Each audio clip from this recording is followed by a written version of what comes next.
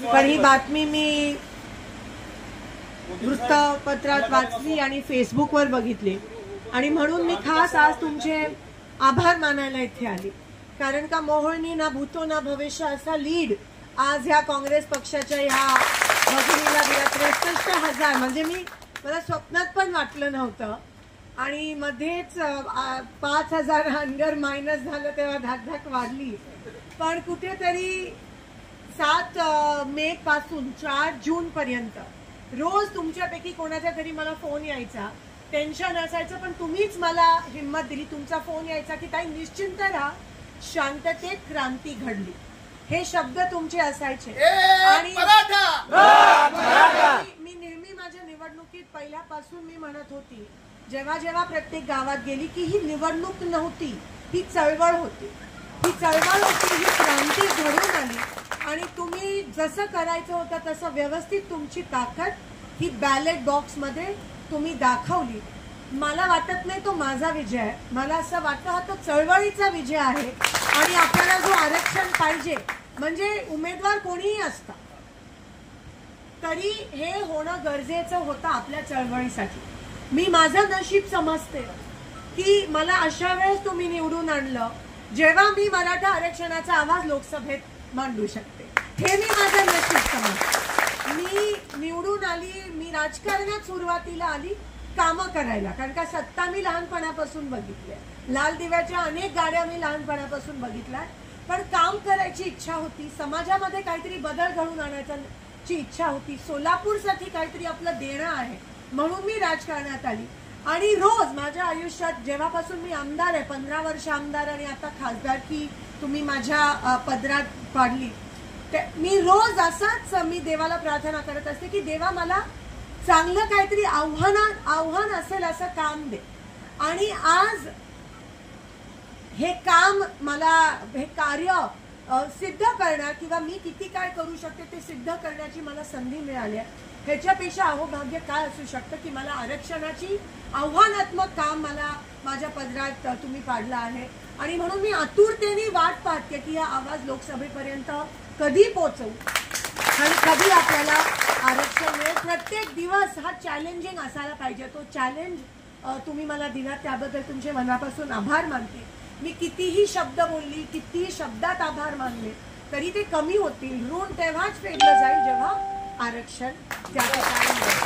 आणि जसं सगळे सोयऱ्यांचा विषय असेल, मी नेहमीच वकील साहेब असतील, डॉक्टर साहेब असतील, महेश दादा असतील, माऊली दादा असतील, सगळ्यांच्या संपर्कात की कसं ते कोणत्या पद्धतीत टेक्निकली आपल्याला करायला पाहिजे त्या पद्धतीत. राहुल गांधीजी ऑन रेकॉर्ड जी पुण्यामध्ये जी मीटिंग झाली त्याच्यामध्ये म्हणाले की 50% जी अट आहे त्याच्यातून ते झालं पाहिजे, ते ऑन रेकॉर्ड आहे. म्हणून CWCची कार्यकारिणी सदस्य म्हणून आमच्या पक्षाची भूमिका ठाम तुमची आहे, तशीच राहणार आहे. हा शब्द मी तुम्हाला त्या ठिकाणी देते. तुम्ही मला आज निवेदन करण्याआधीच मी ठरवलेलं की परवा, कारण का आमचे कृतज्ञते मेळावे चालू आहेत. कृतज्ञ ही खूप महत्वाची आहे प्रत्येक कार्यकर्त्याची, प्रत्येक ग्रामस्थांची, ज्यांनी आम्हाला धीर दिला. जे तुम्ही म्हणालात वकील साहेब आणि महेश दादा की तुमचे काही जवळच्या लोकांच्या विरोधात जाऊन तुम्हाला हे करायला लागलं. माझ्यासाठीच नाही पण चळवळीसाठी हे महत्वाचं होतं, या क्रांतीसाठी हे महत्वाचं होतं.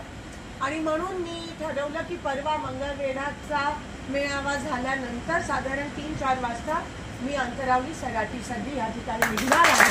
आणि आपला जो योद्धा आहे त्यांच्या समर्थनासाठी, त्यांना पाठिंबा देण्यासाठी, त्यांची विचारपूस करण्यासाठी मी अंतरावली सराटी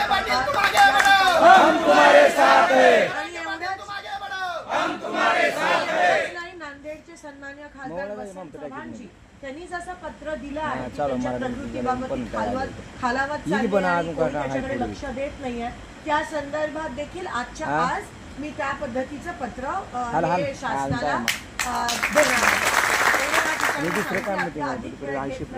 पण खूप कठीण परिस्थिती होती. सुरुवात जेव्हा माझी झाली तेव्हा आंदोलक अतिशय अग्रेसिव्ह व्हायलन्स मध्ये होते. बऱ्याच ठिकाणी लोकशाही पद्धतीत चर्चा झाली. मी सांगितलं की मी तुमच्या मधलीच आहे, मी विरोध विरोधकामधली नाहीये, तुमच्यामधलीच आहे. म्हणून त्या त्या ठिकाणी लोकशाही पद्धतीने आमची चर्चा झाली आणि काही गावात अर्थात एक भावना असते, तीव्र होती.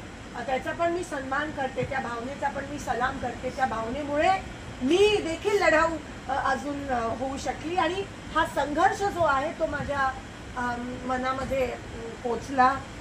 माझ्या पण भावना तीव्र झाल्या आणि मी नेहमी शेवटच्या श्वासापर्यंत तुमच्या सोबत आहे. कधीच विसरू नका. या पूर्ण इलेक्शनमध्ये जर माझ्याकडून काही अपशब्द झाला असेल, वापरला गेला असेल, लोकसभेच्या अधिवेशनाचा मुद्दा पहिल्यांदा नाही, अग्रेसिव्ह असायलाच पाहिजे, कारण काही निगरगट सरकार आहे. आणि माझ्या तोंडून काही अपशब्द निघाले असतील तर त्याबद्दल मनापासून मी क्षमा मागते आणि मी सदैव तुमच्या सोबत कधीच विसरू नका. पुन्हा एकदा मोहोळ आणि मोहोळ सकल मराठा समाजाचे मनापासून तुमच्यासमोर नतमस्तक होते आणि मी जे शब्द दिले तर त्या कामात कधी कमी पडली. तुम्हाला अधिकार आहे, तो लोकशाहीचा अधिकार आहे, तो बजवा, कान धरून खाली बसवा. मला तो अधिकार तुमचा आहे, तरच आपण काम करू. कारण का मी काम करण्यासाठी इथे आली. मी नेहमी म्हणते मी काय टक्केवारी आणि कमिशनसाठी आली नाही आहे. काम झालं पाहिजे, कोणाकडूनही तुम्हाला कोणत्याही पद्धतीचा त्रास नाही झाला पाहिजे. काल मी अधिकाऱ्यांना पण सांगितलं. पण लोकांचं जेव्हा जेव्हा काम असेल तेव्हा मात्र आपला दिवस रात्र एक करून ते त्या पद्धतीत करायला पाहिजे. एवढंच या ठिकाणी बोलते. पुन्हा एकदा माझ्या सगळ्या भावांचे मनापासून खरंच शब्द कमी पडतात आणि बहिणीचा पण काहीतरी देणं असतंच. भाऊबीजेच्या दिवशी ती देत असते. तर मी तुम्हाला शब्द देते आज आणि वचन देते की मी सदैव तुमच्या